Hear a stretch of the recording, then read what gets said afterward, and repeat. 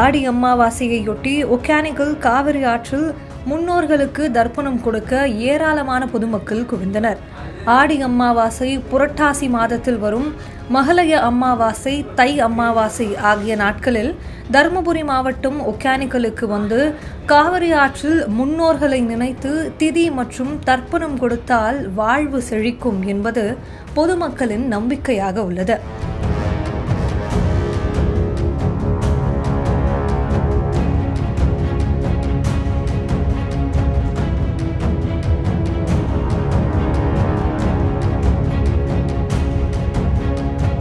இதனால் அமாவாசை நாட்களில் திதி மற்றும் தர்ப்பணம் கொடுப்பதற்காக தருமபுரி மாவட்டம் மட்டுமின்றி தமிழ்நாட்டில் பிற மாவட்டங்களில் இருந்தும் ஆந்திரா, கர்நாடகா மாநிலங்களில் இருந்தும் ஏராளமான பொதுமக்கள் இங்கு வருவதுண்டு.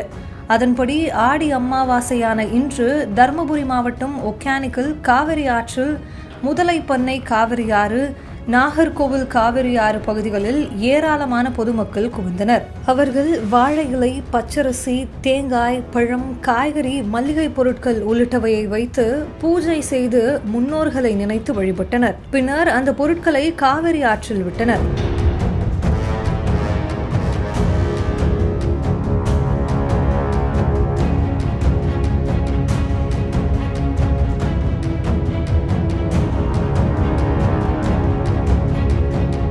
இதில் தர்மபுரி, கிருஷ்ணகிரி மாவட்டங்களை சேர்ந்த பொதுமக்கள் ஏராளமானோர் வருகை புரிந்து தங்கள் முன்னோர்களுக்கு தர்ப்பணம் கொடுத்தனர். ஒகேனக்கலில் தர்ப்பணம் கொடுக்க பொதுமக்கள் குவிந்ததால் முதலைப்பண்ணை, நாகர்கோவில் உள்ளிட்ட காவிரி ஆறு பகுதிகளில் கூட்டம் அலைமோதியது.